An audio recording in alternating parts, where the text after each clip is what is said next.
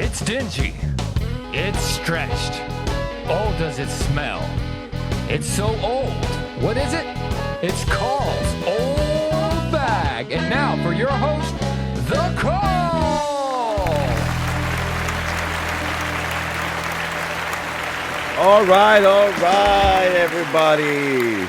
Welcome to another episode of the Carl's Old Bag. I am your host, the old bag himself, the Carl.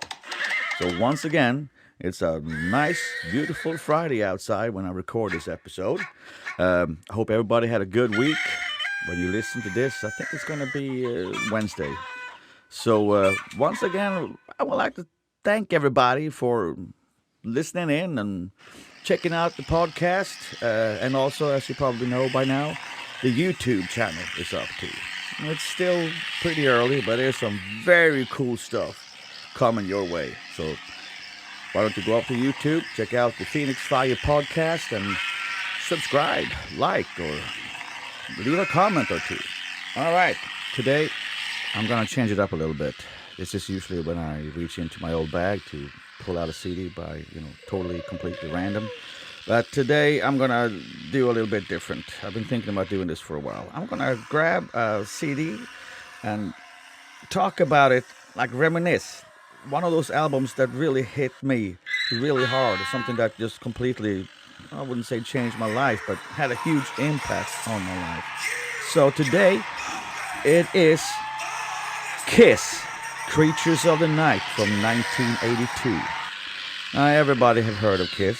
Everybody is probably sick of their, every year they have a farewell tour. But whatever you think about the band, this band has an enormous impact on culture that few bands will ever have. And for me, it's not just the image and all that stuff. I remember being a kid and you saw the posters of Gene Simmons and all that stuff, and the makeup and the stage blowing up and all that stuff. Of course, that was cool as shit. So I went out and bought, I didn't, my dad did. I was like 7, 8. Bought me Destroyer. This is the first album of Kiss I ever heard. And I just fell in love with the music as well. They have so many fantastic songs. So I remember there was a radio show back home in the old country, Sweden, that played 2 songs from this album. And back in the days, you had to listen to that show when it was aired, or you would miss it forever. So there I sat with my tape recorder and was ready to record. You gotta hit 2 buttons at the same time, record and play. Make damn sure that cassette starts rolling. So the 2 songs that I heard was the song title track, Creatures of the Night, and Danger. And I remember rewinding those songs, I can't tell you how many times. Hundreds of times listening to those 2 songs. So when this album finally came out, I don't even remember how I figured that out. My sister was working in a big city because I was 12 at the time. And I asked her to buy me this album, and she did. And the cover is simple. It's just the 4 guys in the band, but their eyes are glowing. And that blew me away. This was, of course, the LP, the vinyl back in the days. This was before the days of CDs and all that stuff. I absolutely love this album, Creatures of the Night. I can't tell you how many times I have listened to this album. This is ridiculous. Everything about this album is so good. I like the way it sounds. It's pretty raw. I believe this was the first time the late, great drummer Eric Carr was credited on one of their albums. And he brought it. He brought the thunder. The drums on this album is massive, very aggressive compared to some of the other stuff. Creatures of the Night is an amazing song. Saint and Sinner, Danger, and of course a classic on here, I Love It Loud. I think everybody have heard it, even though they might not know it's Kiss. Check out Creatures of the Night and see what you think from 1982. This album just don't feel like a regular Kiss album for some reason. It is, of course. Great songwriting, great production. Everybody in the band is killing it. They hit some kind of a perfect storm with this album, in my opinion. And they never really reached this level again, I don't think. Not saying they did any good stuff, they did, but this album for me is fantastic. Kiss, Creatures of the Night from 1982. And that was all for me today. I think the old bag has talked enough. Thanks for listening in. Come back next week for another episode of the Phoenix Fire Podcast, and maybe I'll do this again. Take it easy, everybody. I am the Carl. Bye-bye.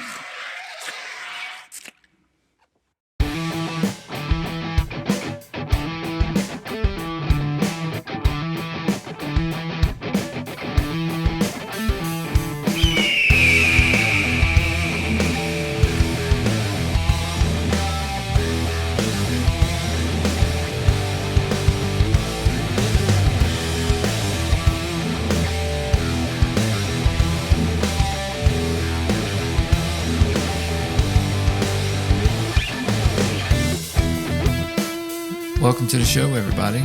This is the first episode of the in-studio version of the podcast. Make sure you subscribe and like and all that good stuff on the YouTube channel. My first guest is a dude I've known for almost 20 years, and hell, it's been 20 years. Yeah, it's weird to say that. It's like, I've known this cat like 20 years. Yeah. Like, oh my God, that's half my life. This is Mr. Scott Osment. What's up, everybody? Glad to be here. Yeah, Thanks for having me. Appreciate you doing this, man. We got something really cool and exciting coming up later on. Extremely. This mug's about to crap his pants over here. It's like a kid at Christmas. Yeah, we got some stuff to talk about on that, and kind of give everybody a back reference. I've mentioned Scott in other episodes, and he's one of the guys that got me started in music. I'd always liked listening to hard rock and metal, and I've had a guitar around. I just was just fiddling with it, really. And I was working at Winn-Dixie, and I met you, and you had a church band, and you were looking for a bass player, and we instantly connected because we were music fans. Right. And you need a bass player. And I remember, I ain't never played bass, and you're like, it's easy. Come on, anybody can do it, you know. And, and it was from there that I went to the church, and you started showing me a few chords. And at that time, like I said, I just really fiddled with guitar. I don't think I really knew anything. Maybe a couple little Godsmack riffs or something like that, maybe. Right. I remember coming to your house, and you showed me that. It was like, something else like Supersonic or something, the one with the guitar with the speaker built in. It's like, all right, cool, yeah. It's like, yeah, all right. That's good to start with. I forgot about that. The Symphonic. That's got it what from it was. Don's Music City. Yeah. Had a speaper built into the bottom. Sounded like garbage. Oh, it was so bad. It was terrible. But that's, and I went and I started playing bass with you, and it was kind of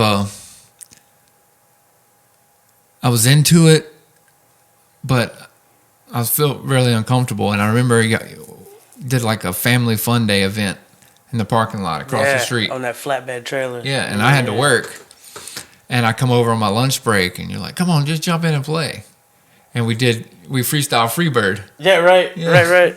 Yeah, you showed up, and I was like, hey, Chris is here. You mind if he steps in? They're like, yeah, that's fine. I was like, come on. He's like, nah. I was like, yeah, dude, come on. No, I'm not ready. I don't know. Dude, just come on. It'll be all right. Fake it. Yeah. Fake it till you make it. Yeah. It'll be okay. And that started the addiction. Oh, yeah, because I was hooked. I remember getting up there on stage and scared out of my mind. But the second I hit that first note, it was like tunnel vision. And I was like, oh, this is what I want to do. And after that point, I know I like something switched in me. and I was all about music playing music from there on. It's like a drug, you know. It's hard to describe to people until you've done it and you've experienced that. But it's like, even if you don't know what you're doing, you're just starting out, to be up there and like even have 10 people standing there watching you. Yeah. You know, it's like that's pretty cool. Like, hey, and they clapped at the end. Yeah. What? What? Yay! Yeah. It's like, oh my God, I need more. I need more. It's like if 10 people feel like that, how's 20 people gonna feel? How's 30 people gonna feel? Well, if you ever want to find that out, join a local band. Yeah. Yeah. And I think it wasn't much longer after that where me and you kind of just started writing. I left the praise band, or it dissolved, or I can't remember. But I remember I went and played with Porter and them. We did that metal band, Slow Burn. Slow Burn. Yep, I remember that. Where we just practiced a bunch, but we never done anything. Right. You know. Yep. But it was me and Jimmy connected and clicked, and then I was like, "Oh, okay."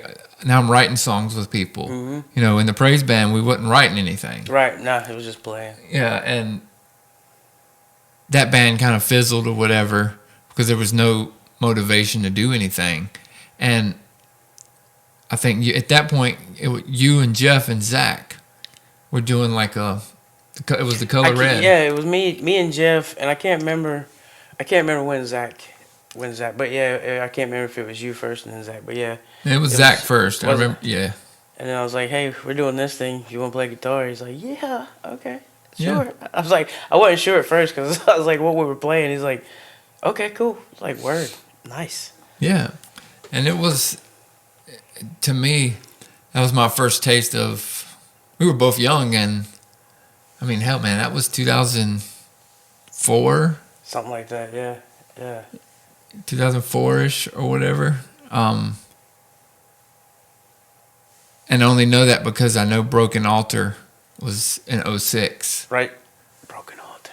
Because when we did that first show, it was 2007. But we jumped into it was the Color Red at the time, and that was the first where we actually wrote songs. Mm-hmm. You had a bunch of songs. Yep. Clear Your Mind. Yep. That's still my favorite song I've ever written. Yeah. To me, it's the best one. I love I'm not that a good song. songwriter. I'll jot stuff down and like put chords to it, and like I play it for a few minutes, and I'm like, yeah, that sucks.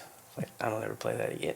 But that one's like, I played it this day, and that was what, 20 years ago? Yeah, I still remember it. Right. Yeah, and You sent me a video not too long ago. I said, oh my God, like he still remembers this song. Like that was so long ago. yeah, I've always loved that song. That's the one you had to play sitting down at first. I remember that when we had that show Yeah. at Jeff's church. Yeah, I was playing chord progressions. He's and like, dude, I can't do it. Can I sit down? I was like, I don't care what you do. Like, just whatever feels comfortable. I've got a VHS of that show, of one of those really? shows. Yeah. Wow. Wow. When Jordan was singing. Jordan. Yep, I remember her. And then we went through a few iterations of that, and we kind of transitioned into. We didn't like the band name, The Color Red, anymore. Right. And then that's when it became Broken Altar. And Broken Altar was we had started to develop a sound. Right. And it was it felt less church oriented. Mm-hmm. It was heavier. Yeah, it started moving more secular. Yeah. For sure. Yeah. Which is just like freedom of expression. Yeah. Like, write what you want to write, what you feel inside, Well, I remember the time we were already Broken Altar, and I can remember the moment where we switched from being a Christian rock band to just a rock band. Right. And I remember the moment it happened is we had this guy come out and try out, and we had brung in a couple cover songs that were popular, Shinedown's 45, and yeah, they were exactly top radio hits. Yeah, for that time period. But they were still at least in some form, falls into the Christian. Yeah, thing. I wouldn't say they were negative. They were spiritually based Yeah. songs, I would think. Well, some people might call, yeah. This cat. Yeah, I mean, It blew my mind. It blew my mind. he was an incredible singer. Oh, This yeah, dude had for sure. pipes. And I remember it being 45, Shinedown's 45. And he was like, I can't sing this. And we're like, What? what? Why? He said, I Is it can't. too hard? Need a different key? Like, I just don't believe in this message. It seems about suicide, a 45 and a gun. And into our minds, it was, yeah, but it's not. But it's not anti-Christian in any way, you know. Right. It's a positive. I mean, that's Right. that's an emotion we feel. right. Oh, and that's where people, it kind of frustrates me because people jump to conclusions about music and songs. Like, you know what? Just because you hear something, don't mean you listen to it. Yeah, You know, stop for a minute, think about it, listen, read the lyrics, and you know you'll better understand. It's like, at no point is that song mention anything about it, religion or anything, you know. So we Yeah. were like, what in the world is this dude talking about? Like, Yeah. what? It's like, okay, well, thanks for coming out. It's like, next. anyway, yeah. And I remember it was at that point where me and you were like, we're not going to get to express ourselves until we don't have the constraint. Right. And not in a negative way, but it was just more, not that we lost any kind of faith or anything like that. It was more just, we want to be more creative. Right. And we felt like we were in a box. Everybody puts you in kind of a niche, in a box, right? When Yeah. you label yourself like that. And it's like, well, you being young and dumb and stupid, you don't know any better. You're like, well, we don't want to do that. We better do, you know, Yeah. we better conform a little more to what everybody thinks we should be doing. Yeah. Which at the time doesn't seem like that. You know, it's like we're doing what we want to do. But at the same time, we're doing what's popular, you know, what's conformative. Yeah, because there was a lot of music in those days that we were into that didn't fit in the you know, it's like, oh, well, we could never play this live. Right. You know, this fun to play, but we could never do this one. Right. Because we would still play churches. Exactly. You know. Exactly. And I can understand and like what that guy was saying, I can understand that you don't want to play 45 during the Sunday service. Right. You know, Right. obviously. Right. But we wanted to start playing bars, you know, and we knew that to get out what we were writing, that would get us in the door, you know, and then we can play a cover song or two, and then people dig that, but they also get to hear what we're writing. Right. You know, that's we started, our brain started forming more into pushing a band. Right. And I think that's kind of what pushed Jeff away, was the fact that, you know, we wanted to go that direction. And nothing against him, correct me if you watch this ever, Jeff, and I'm wrong, but we wanted to start playing out more in, you know, bars and stuff, and that just didn't agree with, you know, with how he felt. You know, nothing against him. No. It's his beliefs, you know. But it just went against what he felt was right. So, you know, you can't knock him for that. But could have done a little better job of quitting. Yeah. A week before the show, that was like, oh, come on. What? It's like, dude, the show's next weekend. What are you doing? Yeah, and that's when I think when that happened, we didn't want to cancel the show. No. Because it was our first chance. Dude, yeah, we were so hyped. And luckily we had a friend, and again, the reason I dropped that earlier was back in Slow Burn with Jimmy. I connected with Jimmy. Mm-hmm. And because of that, when we needed a drummer, I went to Jimmy and said, hey, would you be interested in filling in? We got 2 shows booked, I think it was, or... Yeah, and they were like not quite a month apart, I believe. Yeah, and you know, I said, can you play these 2 shows? Like, can you come learn these songs in a week? And he was like, sure. You know, and Jimmy had experience touring and all that, and he jumped in and was like, well, we need a bass player. Well, I'd started work at Sandvik, and that's where Like, I know the Swedish guy. Yeah. I was like, what? Nice. Word? Really? Yeah, his name He's is Swedish for real? His name is the Carl. The Carl. It's weird. Dun, dun, dun. But yeah, we met. I remember Carl was like, I ain't played bass in 10 years. Like, it don't matter. It don't matter. And then he comes in and he just starts Steve Harrison it. And it's like, Yeah, I remember looking at you like, you said, what, it's been, he told you a lie. yeah, Like, this mug can still play? What? yeah, he's a killer bass player. And he'd come into it, and we had wrote some songs. We were Broken Altar still, and it had become this 3 Days Gracious Chevelle style rock band. Yeah. Yeah.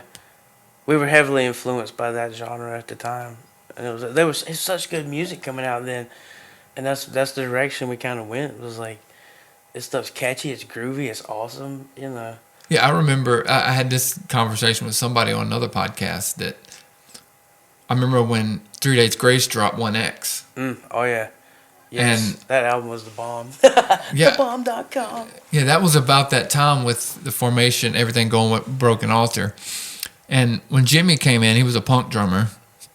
And then Carl come in, and he's got this Motorhead-esque style of bass playing. Right. You know,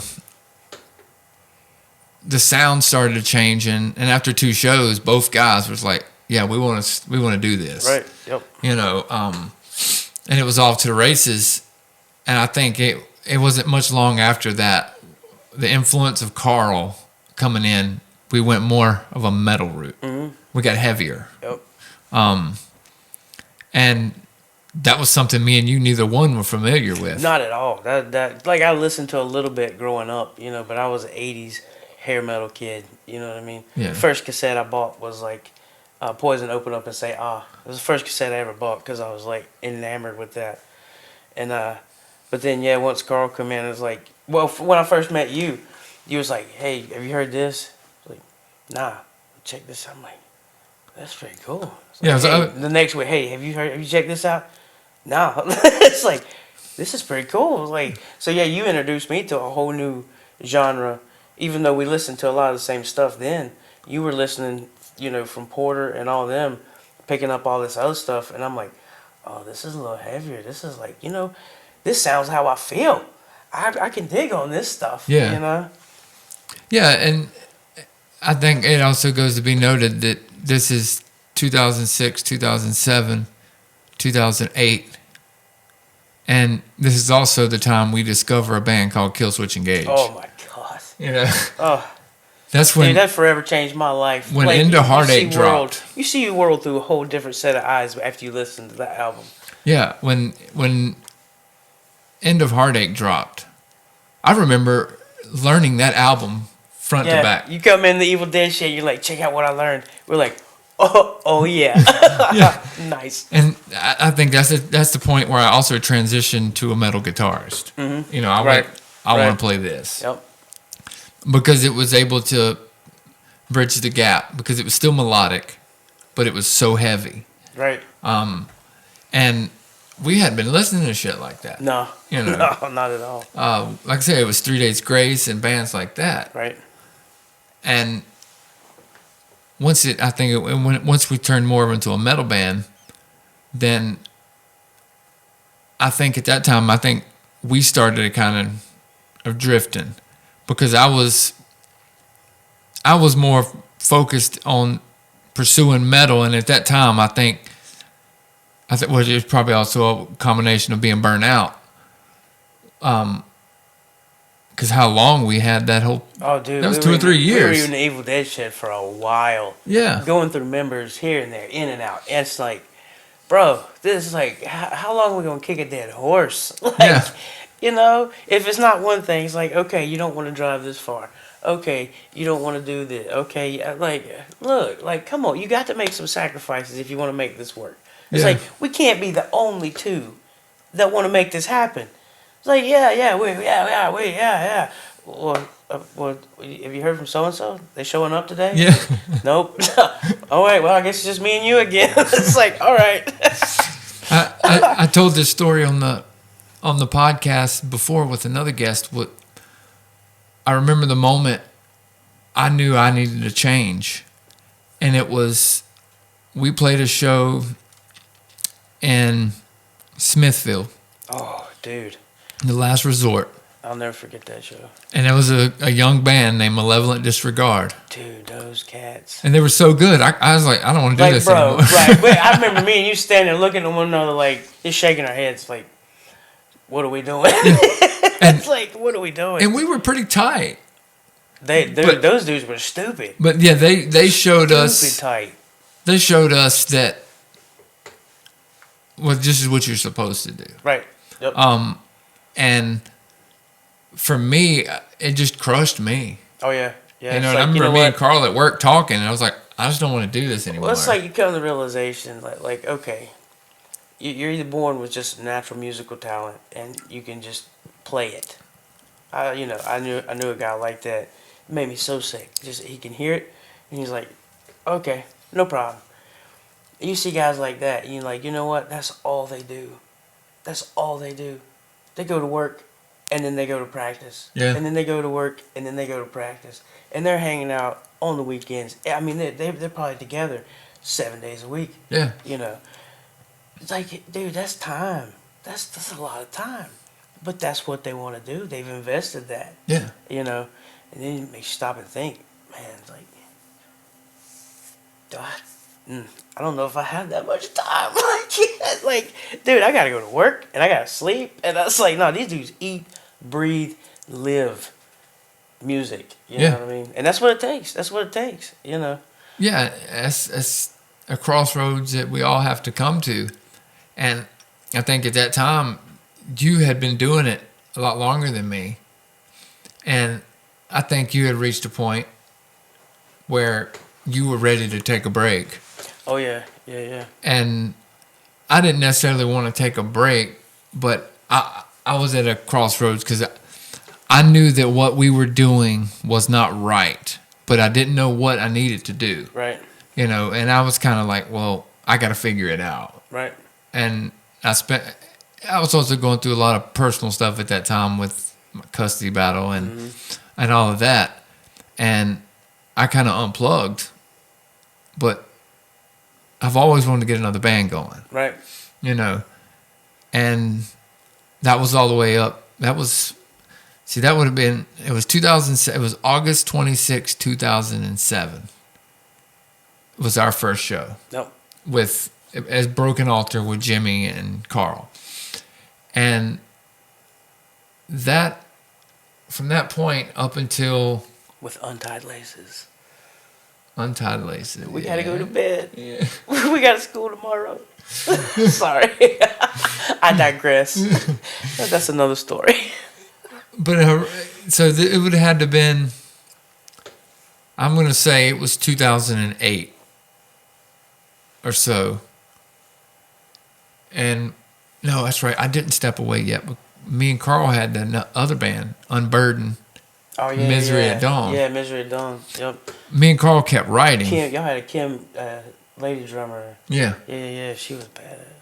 Yeah. And that's right. Me and Carl started writing together. And it was like this kill switch engage style riffs, because that's what I was into at that time. I was into the whole metalcore, really deep with Kill Switch, Chimera, As I Lay Dying, Caliban. I was a huge fan of, but Parkway Drive. But I started listening to all that, and I started coming in to my playing. And Kim was this Ramone. She was in a Ramones cover band, the Ramonas, and she is like the Ramone style, boom tap boom tap boom tap boom tap boom tap, but with a double kick. Right. You know. Right. And it was just this punk aggression. And again, you got Carl, who's got this Iron Maiden Motorhead kind of clunky finger playing tone, and it's an aggressive playing style that made a cool little sound, you know. Mm-hmm. But, you know, me and Carl really started to link up as songwriters. And, you know, that lasted about a year or so. And it was 2009 was Misery at Dawn. That's when me and my wife now started dating. and we did that, and it broke up. I think I come up and took pictures for y'all. Yeah, you when you were did. doing that. Yeah. Yeah, you did. I think I still have those pictures somewhere. No shit. Yeah. Oh, that'd be awesome. Yeah, to see. yeah. Matter of fact, you're standing in the doorway of the Evil Dead shed with that Viking helmet on. Yep, I remember that day. Oh yeah, good times. Yeah. There's some YouTube video of us playing out there. Oh really? Nice. Yeah, doing a couple of songs. But it's also after that, I think things kind of simmered for a few years, and then I eventually 2015. Yeah, it's 2015 is when I started with Soul Season, and we did that for about a year and a half or so. We brought it was just me and Carl, and then we brought Adam in, and we did our first show. And I remember after we run backtracks for our lead guitars, and I remember you come to the show, and you at this point you've been out of music, sold all your stuff. You were out for years, dude. Yeah, after the Evil Dead shed, I was just crushed. You know what I mean? I was tired. I was like, it's never gonna work. It's like nobody wants to do it with me and Chris. And it's like at that point we didn't have technology, so we didn't know how to make a 2-man band. You know what I mean? So it was like, okay, well, I'm going home and I'm gonna rest and I'm gonna figure out what I'm gonna do. And I didn't touch guitar for several years. I sold all my stuff, and I was like, you know what, I'm done. Whatever, it's never gonna work. I was like, all right. And then you sent me this demo. You're like, hey, check this out. I said, I think it was like 3 or 4 songs. I was like, dude. Oh yeah, that was in the good days with Anders. Anders, right? Yeah. Before fucking Adam come Anders. Molly's so perfect. Yeah. Always, never messes up. Never. And I heard that demo. I'm like, dude, you got it going on, man. Like, I'm digging this. And then a few months later, you're like, yeah, we're gonna come out with an EP. We're doing a show in Hickory. I was like, okay. He's like, you should come check us out. I was like, all right, I think I will. Drove down to Hickory, dude, and I was like blown away. I was like, oh my God, it's like, you need a second guitarist. He's like, you know anybody? I was like, yeah. He's like, you don't have any. Don't worry about it. Don't worry about it. We'll fix the guitar thing. I'll get a guitar. Yeah, you were the first major fan of Soul Season. Oh, dude, yeah, I was hooked. I mean, it was just like from. Well, and the backstory is like we've known each other for how long? Yeah. And I've seen you progress musically through the years and heard the stuff that you write. You send me this, send me that. I'm like, okay, it's like progressively getting better and better. And you're like, here, check this demo out. I'm like, bro. It's like, you got something here. It's like, you got something here. And, I was hooked. Saw y'all in Hickory, and I'm like, dude. Come on now, like, look. He's like, I thought you not quite that easy. you saw us in the first Basement show too, didn't you? Oh, that's right. Yeah, we had Adam. Yeah. But at that point, you couldn't. At that point, we were playing in a basement for one. Yeah, you couldn't really hear what you were playing. And I was playing out of a 30-watt PV Viper. And there was like 15 people down there in this little like 10 square foot basement. Yeah, but we had fog. Oh, we went. Yeah, y'all put on the show. Ice. Yeah. And I was like, if you keep that up, man, I'm like, that's what people are gonna check. That's what people are gonna dig. It's not the norm. You know what I mean? Yeah. It's like you just right now you're in a basement, but you got fog, you got lights, you got a show. Yeah. I'm like, this is awesome. I'm like, heck yeah. Yeah, and then I think that I thought the first time you seen us was in Greensboro. No, the first time I saw y'all was in Hickory. Okay, so you didn't see the CD release show then? No, it was, I think, the next show after that.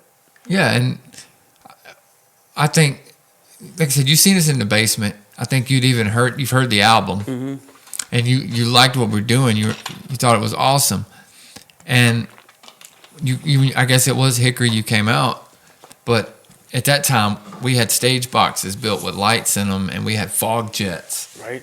And you come out and seen us, and I remember you coming up to me after the show, and you were like,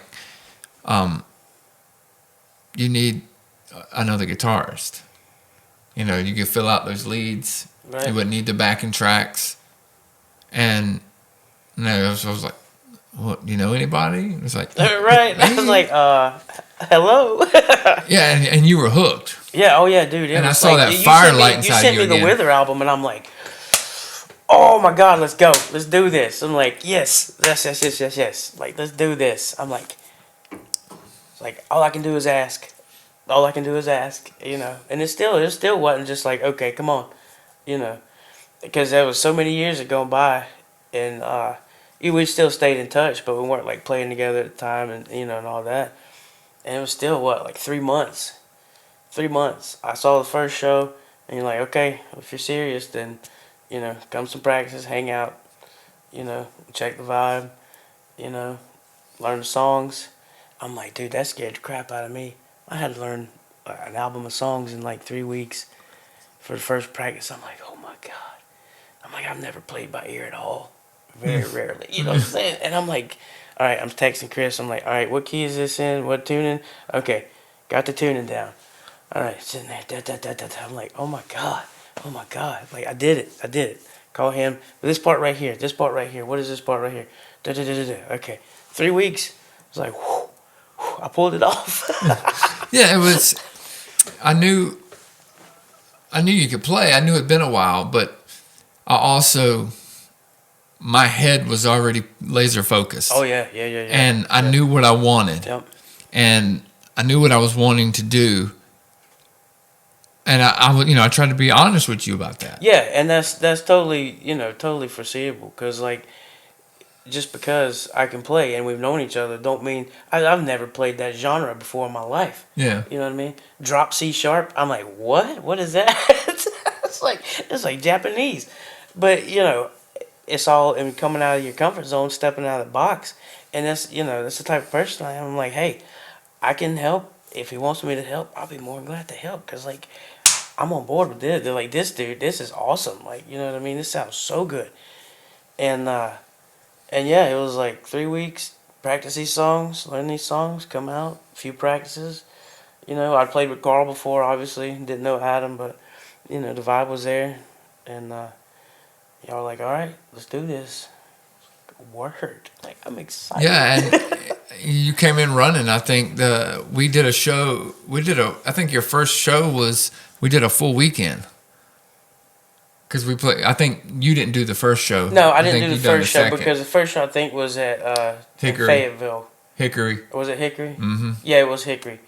And then the next show was at Carborough. Yep. Yeah, but it's still at that time. At that time, Divas had come in to fill in, and at that time, when you come in, for one, you come in right at the exit of Carl. With Divas coming in, and it was. I remember coming and telling you that we all sat down and kind of told you the vision for the band, mm-hmm. what we were wanting to do, what to expect, etc. And then when Carl left the band,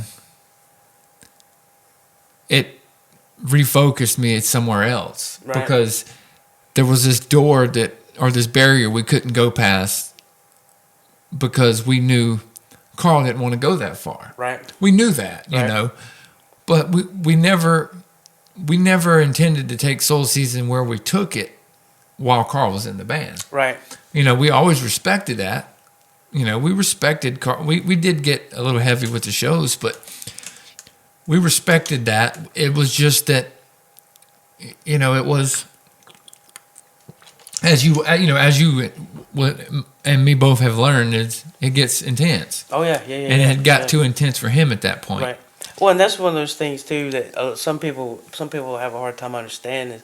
Just because you start out with this vision, okay, once that ball starts rolling, that train gets going, you get caught up in that, and you're like, okay, I got to get more of this. I got to get more of this. I got to get more of this, and it's like, Well, I thought we were only doing, one show a month. We have opportunity to do 2 or 3. It's like we got to take it. You know what I mean? Yeah. It's like I'm part of this. I signed up for whatever happens. It's Yeah. like, okay, doing 1 show a month, 2 shows a month, back-to-back shows in Fayetteville, and like, oh, dude, that was the weekend that like broke me. It was those 2 shows back-to-back in Fayetteville. I was like, my wife had to drive home and pull the trailer because I was deathly ill on the way home just from exhaustion. Yeah. It's like at the time I was running the route, doing Little Debbie, and I was getting up at 3 in the morning. Get up 3 in the morning, be at my first stop before work, come home, throw everything in the trailer, change clothes, pick everybody up, whoever was riding, head to Fayetteville. We didn't go on till 11 or 12. You know what I mean? Yeah. Then turn right around, drive back home, run back stock at 2 different Walmarts, get home, lay down about 6 or 7 o'clock in the morning, get back up like 11, and then take a shower, get everything together, hit the road again, pick everybody up. We're right back in Fayetteville that night, next night, right back, working back stock. I said, dude, and we was on the way home, I was like, you're going to have to pull over. She's like, you don't feel good? I'm like, mm-mm. Heaving my guts up on the side of the road. She's like, you got to do something different. I was like, yeah, I think you're right. I think you're right. And then we did that. Well, I did one more show in Nashville, and at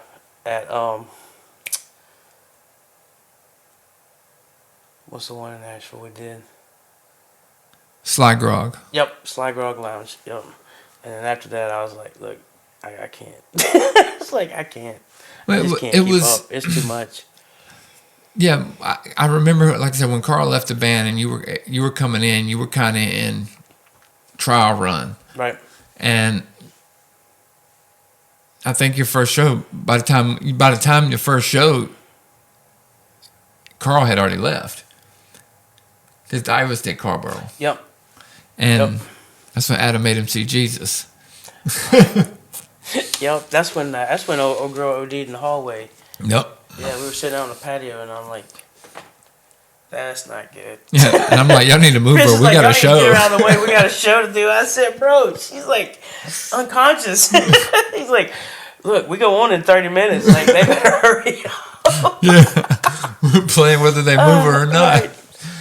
Yeah, and I was so mad that show, but at that point, it was during that transition.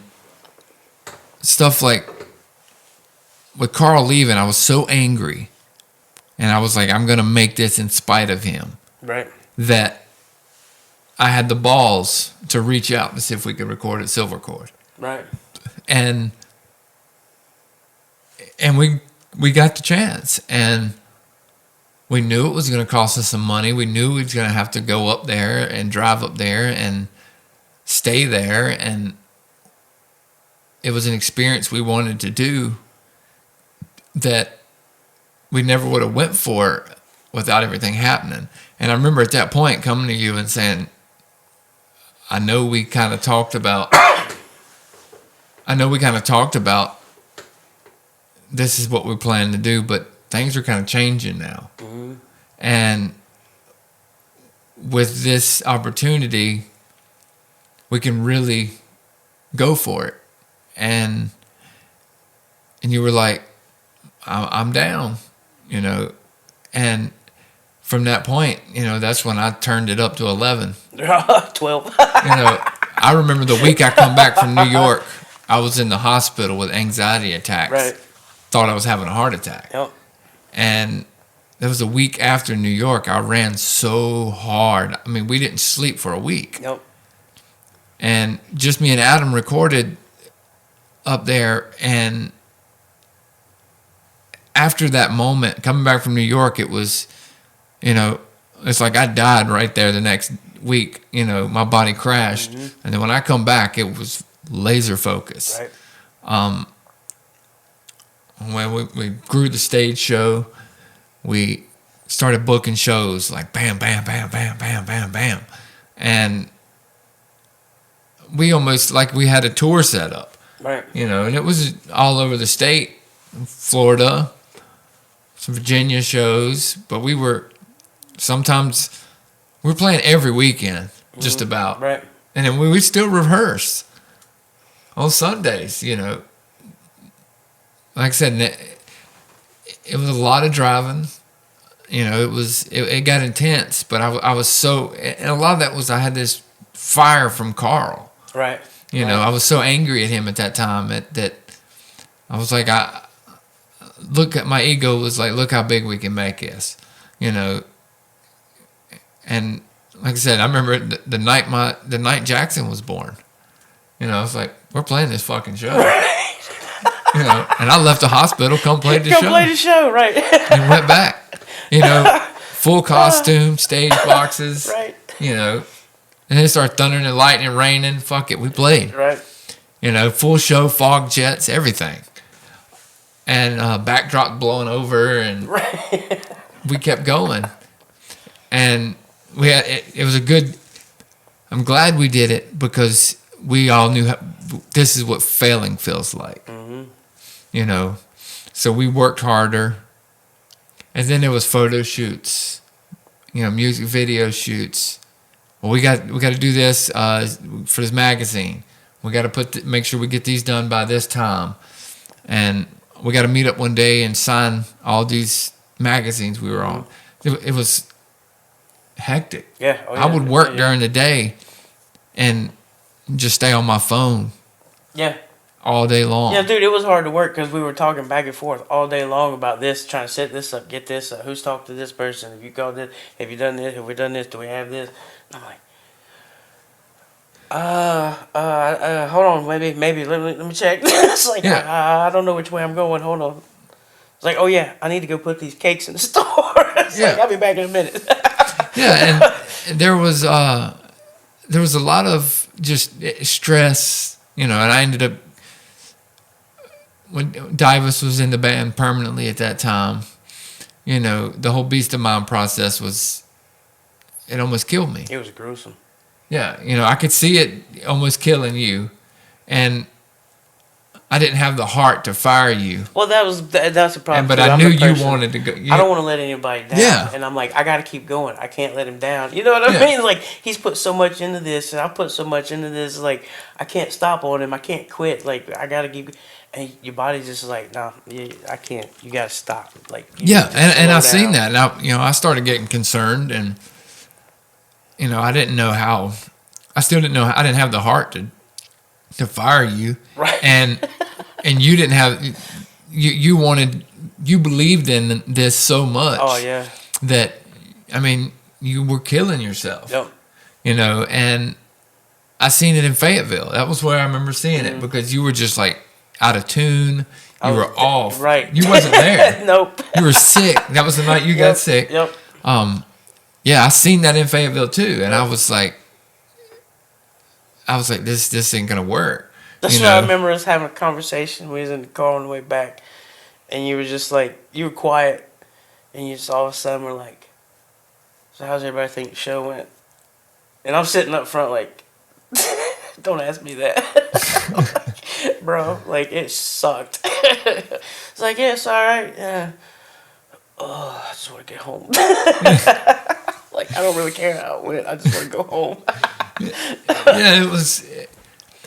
I was still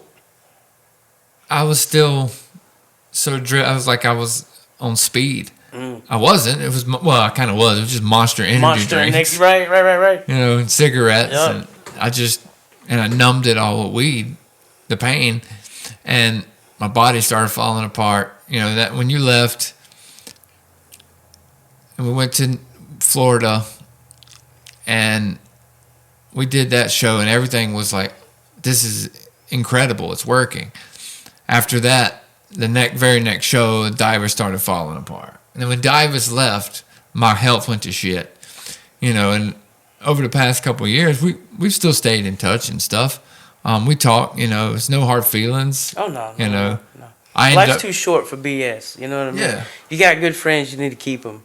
Yeah. Plain and simple. It's like, there's only a few people in my life, and, you know, it's like, I don't let a whole lot of people in, and it's like, I try to keep the ones that I do let in. because I let him in for a reason. There's a good reason. You know what I mean?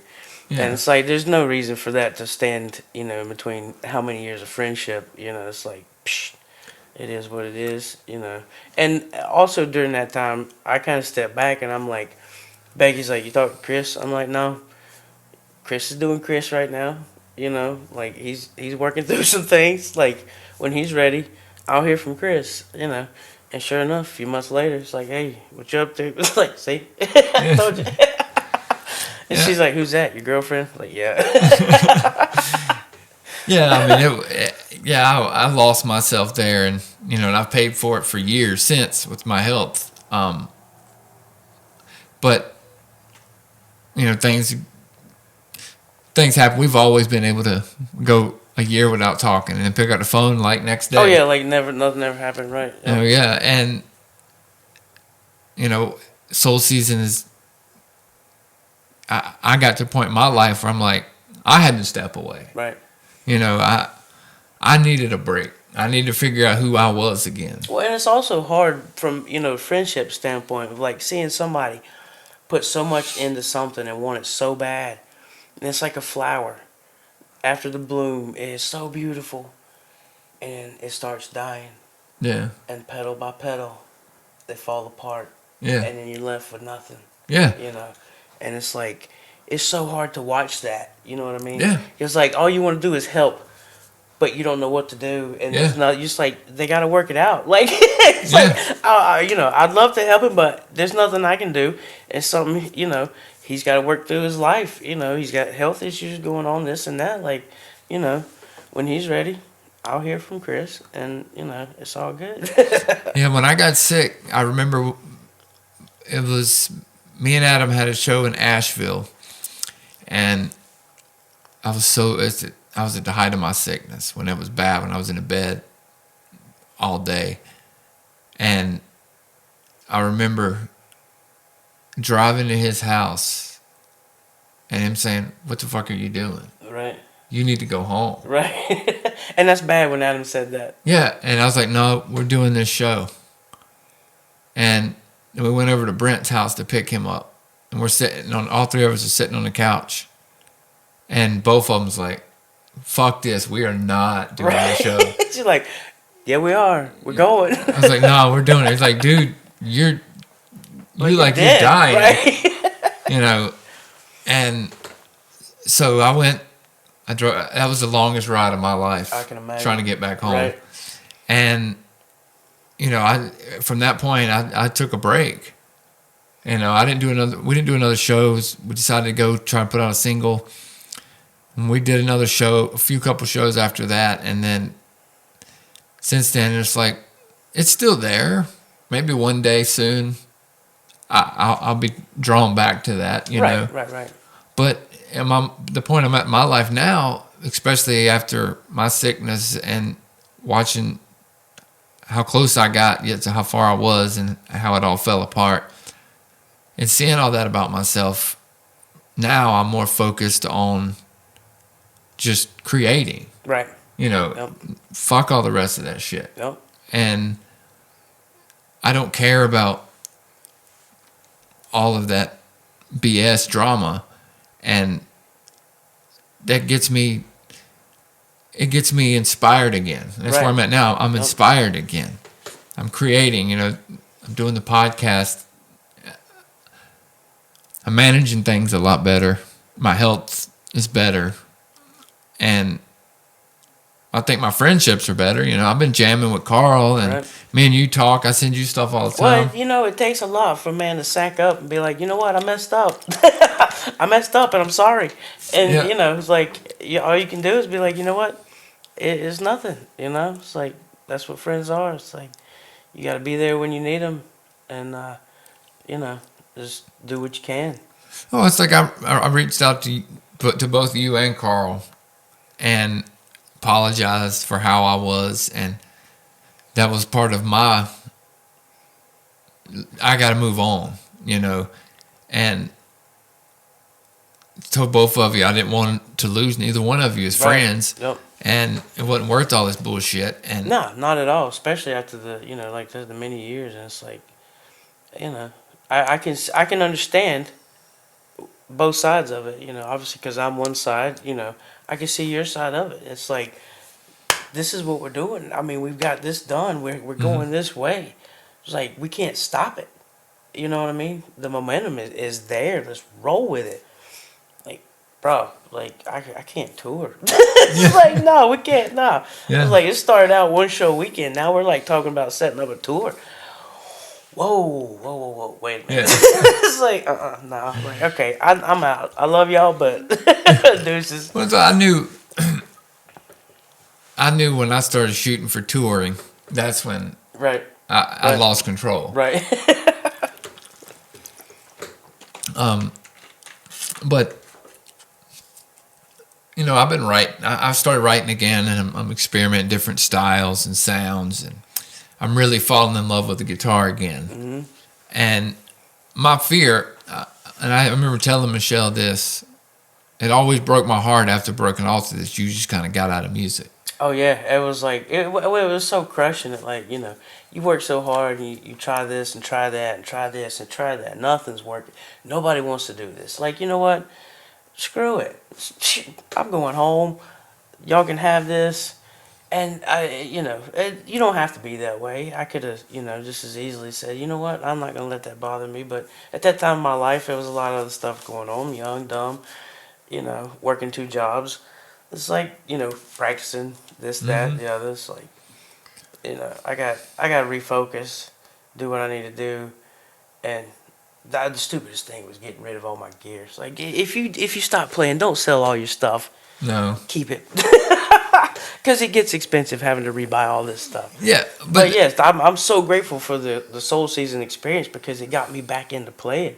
You know what I mean? Like you said, you made a comment the other day. It's like, dude, you got more gear in the past 2 weeks than you've had the entire time I've known you. Yeah. Like, yeah, it's true, but I'm playing more. Like, I need, Yeah.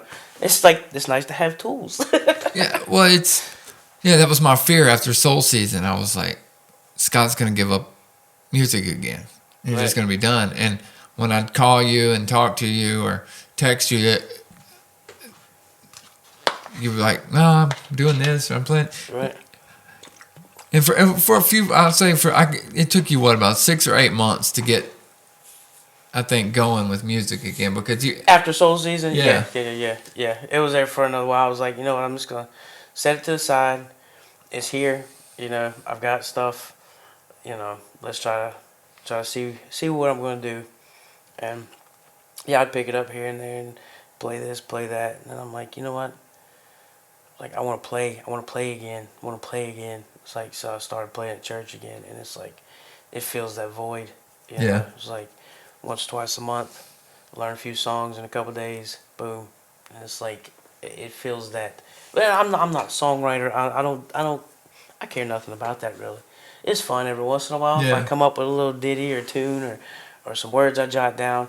But it's one of those things. I love playing the guitar. It's relaxing. It's, it takes me to a place away from everything. But I get more enjoyment out of the other side of it.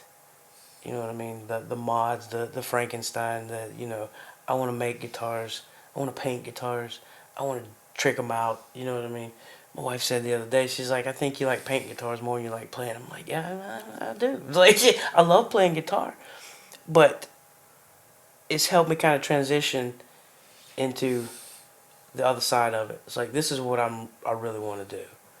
It's like, okay, this is my hobby now. I can do this. I still play guitar, but I can focus more on this. Still play guitar. Still learn. I'm still learning music stuff every day. Yeah. Because playing in church now, I have to learn different stuff. I'm kind of learning backwards. You just learn tabs when you're young. You pick it up and like learn this from that person, learn this from that person. And so now it's like reverse learning. You got to learn theory to know where you're at, what I'm doing. And it's like, hey, that makes sense now. It's like, I can play that. That seems really hard. But no, you break it down, take your time with it, and it's okay. It's easy peasy, lemon squeezy. Yeah. But that's one thing I've always been not jealous, envious. It's you like check this out, and this mug's sending me rip, and I'm like, dude, that's so wicked. I'm like, all right, I'm gonna sit down. I'm gonna try to write a riff.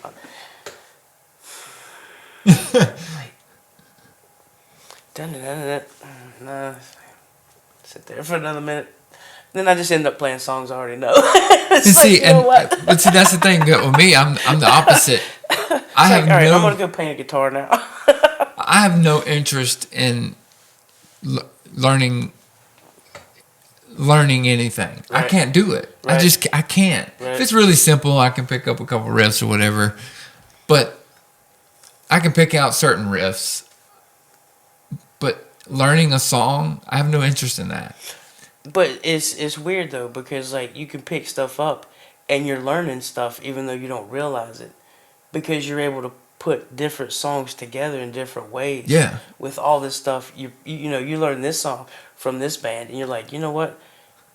You kind of implement that in a different style and you're like, and that kind of works. Yeah. It's like, psh, why not? You know. Yeah, that's where I've been doing as a guitar player is learning country and blues and jazz and experimenting with tones that make me play different ways. And then when I send you a riff of metal shit I've wrote, my metal writing goes to a different place. It does. It does. Because That's I like learned the last something stuff new, you I said, come I'm like, back. bro, right. I'm like, Joe Duplantier is going to put down the telly, like, and walk away. It was like, that was sick. You know, yeah, but it comes from me exploring different genres and tones Right. and sounds and stuff, getting that experience and bringing it into what I do. Right.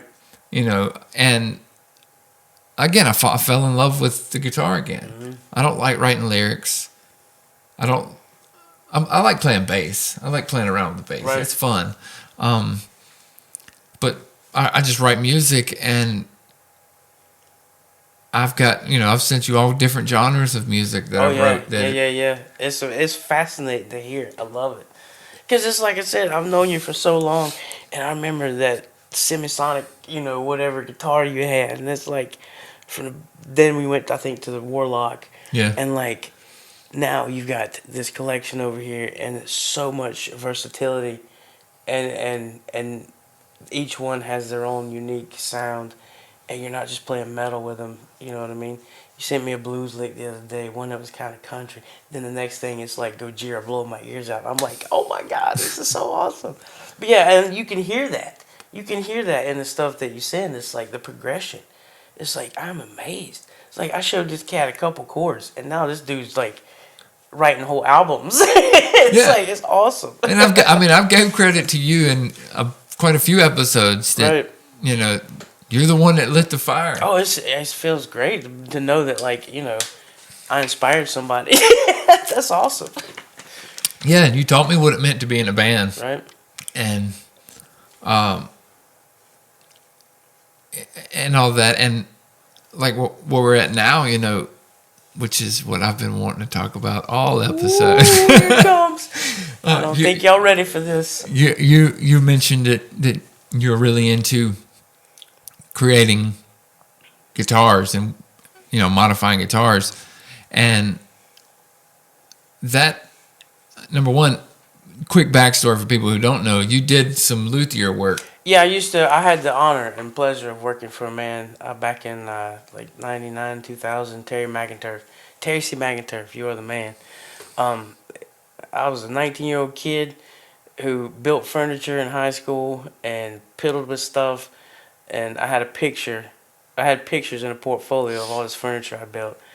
And I had my first guitar that I'd ever gotten, and I refinished it, or had it refinished. I didn't paint that one at the time, but I got it when I was 14. By the time I was 15, I had it torn apart in bags, and my mom's like, "What are you doing?" I'm like, I don't like the color. It's like, I don't like it. I'm gonna have it repainted. Can you put it back together? I'm like, maybe. So, I got it put back together. One single wire I had wrong. I said, wow. My mom was like, okay. It's like, you might be onto something here. And I've always, for whatever reason, it fascinated me. And then I met Daryl Young, who owned Real Time Sight and Sound at the time in Hillsboro. Another guy, loved him to death. He would let me hang out up there, and I would just learn. You know what I mean? Yeah. Because he's a tech and he works on guitars and amps, and he's like, all right, come on back, yeah. And we stand there and talk and BS, and I'm like, just soaking up everything he's doing, and that's what's kind of giving me the tools to use to do this, and it's like where I found my passion. Like I'll be in the paint booth, and you take the stain, and you put it on this top, and all of a sudden it just comes to life. Yeah. You know what I mean? It starts to breathe, and then you cover that with some clear, and it gets shiny. It's like, ooh, it's like I did that, and it just makes me feel so good. It's like, and then other people dig it, you know, because like you're your own worst critic. It's like I don't post pictures of stuff because I'm like, people probably don't care, you know. Yeah. I posted a picture recently of the sparkle, the green sparkle one I did. Like people started blowing that thing up. Yeah, I I saw that. was like, wow, people like what I do, other than just my family. Yeah. I was like, this is amazing. So yeah, I had the pleasure working for him and picked up a lot of skills there, and have just been kind of piddling with it ever since. Yeah, and then you started, you know, as I would send you riffs, you'd start sending me pictures of stuff you were doing with guitars and other things. And I knew you were great with being a woodworker. I'm good with the wood. That I am. You know, and when I touched base with you and I seen you start moving, making music again and all that, and then start working with guitars, and I realized, oh, he's got his fire, but he's learned. It's what I've been trying to do too. Is you found somewhere to redirect it. Exactly. You know, exactly. It doesn't have to be a band. Yep. You know. Oh and, yeah, it's still music, and it's still, you know, related and involved, and you know, I get to talk to musicians and work with musicians, and you know, like handle instruments that, you know, I don't get to own, but I still get to touch them and play them. Yeah. You know what I mean? It's nice because like you can have a collection without having a collection. You don't have to store it. Yeah.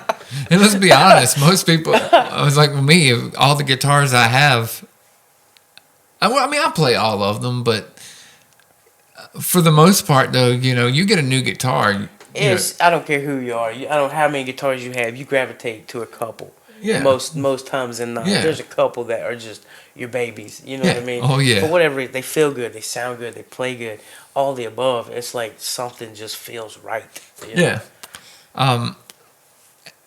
And then so now you decided you're going to start doing this more frequent, you know, advertise it out, you know.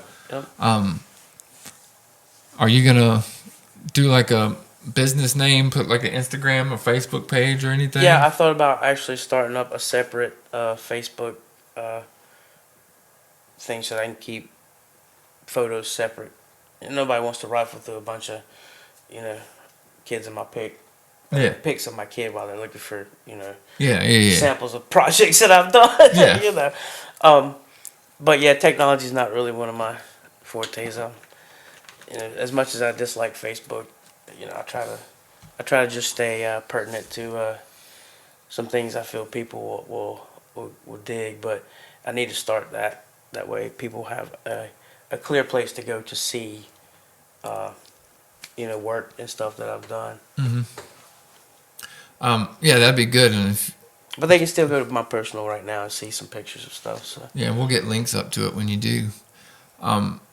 One of the things that you sent me and I talked to you about that you have here today is doing pedal boards. You sent me a picture of one you had built for yourself, and you're like, you had told me you were going to work on a pedal board, and I was like, okay, cool. And then you sent me a picture, and I was like, holy shit, these are like really nice. yeah, well, I got to the point to where I'm like, look, I'm 40 years old, and like I had a piece of plate steel that I got from you. Yeah. That I just had like some duct tape on and some Velcro, and like I'm like this is I can't get that. I can't carry it. It didn't even have a handle. Like, it's just a flat piece of steel with my pedals Velcro to it. Yeah. I was like, I gotta do something different. So I started doing some research and seeing some of these other pedal boards out there. I'm like, oh yeah, that's the ticket right there. So yeah, I'm making me my pedal board that's like my pedal board. This is it. You know, I'm done after this one. And yeah, I whipped it together. I'm like, I said, what do I want? I want this. I want this. I want it to look like that. Blam, you know, and just went from there. And still work in progress. There's many designs I can do. This is one I like for the size that it is, because you have room for multiple power supplies versus one single. Oh, whip that bitch up here. Let's throw it up on the table. Because you was telling me some stuff before the show, some cool features that it has. Oh, oh yeah. Set this out the way. Oh yeah. So this one particularly right here, I burnt. I before I put the finish on it, took the torch to it, blowtorched it, made it nice and charred, and I just love that look. It's just so cool. Hinge lid, slots, obviously for your power to go through. On the side, you got your lighted power switch. Tell them about the power switch while you put it away. Oh yeah, I put the power switch upside down because being a guitar player, you're stomping on stuff, Yeah, and if your hey. foot slips. Move your mic up a little bit. Oh yeah, they probably can't hear me. Sound like I'm in the back of the room. Yeah. There we go. So yeah, you got your power switch upside down, so that way when it's on, if your foot slips, you can't turn it off. So then when you turn it off, it's up. I said, that's pretty genius, if I do say so myself. Then you got 2 ins, 2 outs on each side. You want to run stereo, or like you said, hey, I have one set of pedals that I want to run through my effects loop and another through the front of the amp. I said, that's no problem, because now you got 2 ports in, 2 ports out. You can run stereo, run through an effects loop, and then run the other set through the front of your amp. Boom. And it's slick. I like the Yeah, and I notched it cut. so that it don't, it's not obtrusive. And my idea was like, well, that's great. I've seen that, done. And I'm like, well, that's genius, because it saves one wear and tear on your pedal jacks. You don't have to unplug and plug your pedals every time. I'm like, that's just genius. Yeah, when you told me about making one of these, and when you sent me the picture, I'm like, holy hell, Right. these are really nice, and this is like thick quality stuff. I mean, Oh yeah, well, you're gonna be stepping on it, so some people use them more than others. Like me, when I'm playing a set, I can pretty much set a couple pedals, turn them on, and I'm good to go. Yeah. It's not like I'm constantly, dancing. So, but I'm a pretty good sized dude, and that's a lot of pressure, so you want to make sure it holds up. So yeah, I try to build it robust and look nice at the same time. when I had asked you for this, because I have my EVH I play through, but I also like to play through my Fender combo, and depending on what tone I'm going for, and when I have to, it's just, I mean, I know it's not that big of a deal. I have to reconnect pedals that I run to my effects loop to the EVH. My Fender doesn't have an effects loop, Right. so you run them straight in. So you got to switch cables around. Well, now I've got the cable set up to where now I won't have to do that. Won't have to do that. Bam. But yeah, it's a really nice pedal board. Oh yeah, solid oak, flame charbroiled, stained. Makes it look nice. Yeah, Makes it look nice and used. yeah, it looks really cool. It fits don't my look brand new. personality. Right. Yeah. Yeah. So you do offer to build these for people. They can reach out yeah, to you. yeah. And it's one of those things, like depending on what you want to spend, depends on what we can make. I like working with people. I like giving people something they can use, and not everybody has $150 to spend on a pedal board. Yeah. It is what it is. It's one of those things, but it's one of those things that you're gonna get quality. You're gonna get something that's gonna stand there. Your kids and your kids will be using it. Yeah. And that's what I did when I tried to build it. It's like, I don't want to have to rebuild and make another pedal board in another 2 years. This and that. So I was like, what's the biggest size I absolutely want to carry around for one? Yeah. You know what I mean? but I also need multiple power supplies. A lot of them, you can't get that because you still have dual power supplies underneath, but then you still have to run two power, sources to an outlet. And I'm like, I don't like that. You know what I mean? Like, because I don't have, for one, I'm not carrying around 50 extension cords with me, when I go play somewhere. It's just not feasible. So I'm like, this 6-foot cord outside, 10-foot cord outside, however long you need. Boom, plug it in. Everything plugs in right here, good to go. When I'm ready to go, unplug it, pick it up, gone. Easy peasy. Yeah, and like I said, it's very nice looking. I can't wait to get all my pedals on it. I know, right? And play. I mean, You have all to the show work. everybody once you get your pedals on there. Yeah, I'll take some pictures and put it up once I get it. And you got a power strip inside to run your power pedal power from, whatever you choose to use. Just regular outlets, so you can plug in any any power supply. Yeah, it's awesome. So you also do guitar work. Oh, yeah. This ain't really what he wants to show you, for real. I mean, it's for real. it's a nice pedal board. Slide this over here. Looks really awesome. I appreciate it. Wow. But you also did another little something for me. Yeah, you got a guitar not too long ago, and you were like, "Hey, this thing's ugly as sin, yo. Like, you gotta help me out." It's like, you want to get them stickers off? I know somebody who can help you. It was bad. Yeah, It was bad. I bought this. It was a kit guitar somebody had built.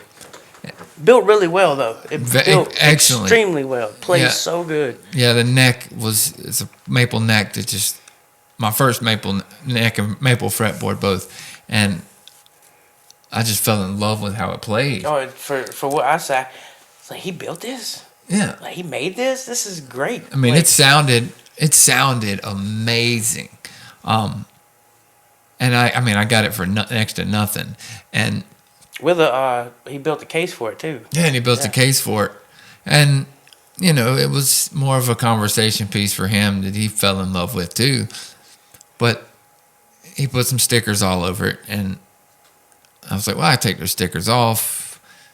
I want a single coil telly. Like I said, it played amazingly, and it sounded great, but for my sound, I wanted to put a little more hair on it, some stank on it. Oh yeah, put some stank on it. And so I started researching pickups and everything, and I found Seymour Duncan made these pickups called quarter pounders. When you sent me that link, I was like, bro, these are sick. Yeah, And like that's just a YouTube video of somebody playing through what the heck ever. But like I put a set in this thing. Holy crap! yeah, Oh my god! yeah. And I gave you. I told you, I said, be creative, have fun with it, and I gave you some basic. This is kind of what I'm thinking about, and you sent me a rough idea, and then it's like, oh, well, maybe we should do this, and it kind of evolved a little bit, and I haven't seen it since you finished No, it. I've showed you bits and pieces and like parts like separate, and it was funny. You called me one night, and I was out in the garage working on it, and I put the parts because at first we had talked about aging the parts, the hardware and stuff. So I just put parts in muriatic acid, and I was like over here doing some stuff on the bench, and you called, and I was talking to you, and you're like, man, you put that chrome hardware back on there, it's gonna look so good. And I looked at my wife, I said, oh crap. So I'm on the phone with you, like taking stuff out of the acid and like washing it off. I was like, oh crap. I was like, good God, thank you, he called right now. I'm like, so glad he called right now. It's like, whoo. It would still have looked awesome. Yeah, it would still look good, but it was like, whoo. But the idea, and that's the thing though, I know this again is something else that you said you would, if people are interested in, you said you've done your green sparkle Strat, your orange Strat. Yep. And the orange, I have to get better pictures for people when I post them up because it sparkles too, but you can't tell from the pictures because it's so subtle. So I gotta figure out a way to capture. I might have to just take it outside in the sunlight and see if that picks up. But I love it because it's subtle. It's not like a, in your face. But then Yeah. you go to the green one and it's like, hey, I'm here. Yeah, the green one's awesome. But so today you have brought I brought it. It's done. the Phoenixcaster. Done. Yeah, what I dubbed the Phoenixcaster. Oh, I'm so excited for this shit. I had to wrap it up nice. Yeah, he did. Couldn't even cheat. He customized the case too, so I haven't seen it yet either. So this is all a Christmas present for me. All right, my man. Let me open this baby up. Knock it out.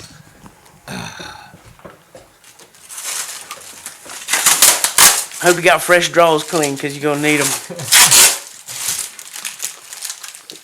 I've been so excited for this. And this is the first reaction. Y'all get to see it just as well as I do.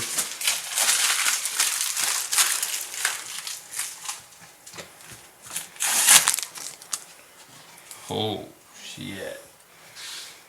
Look at the case. Oh fuck yeah! And on the front of the case, let's see.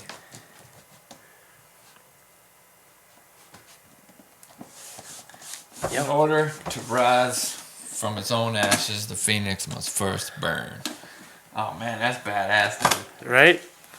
I found that quote. I was like, oh my goodness, that's fitting. I was like, Becky's like, how you gonna put it on there? I was like, I'm gonna carve it in with a screwdriver. She's like, what? I'm gonna carve it in with a screwdriver. Yeah. Like it goes with the, the theme of the cake. Like It looks really cool, I yeah. don't want to look like somebody, CNC'd it in there. Like In this case, it had like a glossy pine. yeah, it was like a polyurethane kind of yellowy. It was nasty. Yeah. And it looks badass. Now I'm gonna open the guitar and cream my paints. Boom, boom, boom. Oh shit! Look at that.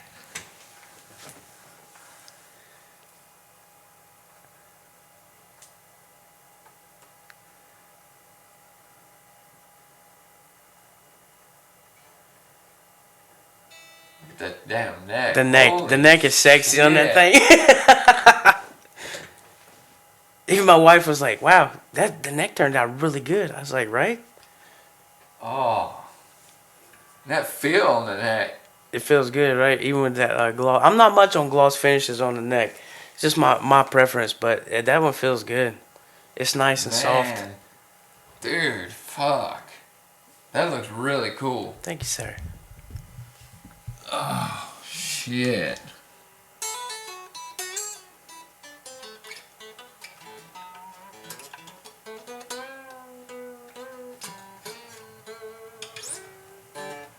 Damn. Just wait till y'all hear it. Oh my God, she's nasty. She's nasty. Oh, man, dude. That looks really good. Is that not sick? Oh. I impress myself sometimes. Like, you never know how something's going to turn out. And then you're like, well, that worked. That worked turned really out well. Really I like it. fucking cool, man. Thank you a lot. No problem. That is badass. Yeah, those pickups, that fat quarter pounder. Dude, when you pull them out and it's like, holy crap, look at the magnets in those things. I was like, oh, dude, these things are going to be nasty. Just wait. Oh, man. Did the range feel pretty good with the pickup stuff? Mm-hmm. Oh, yeah. Yeah.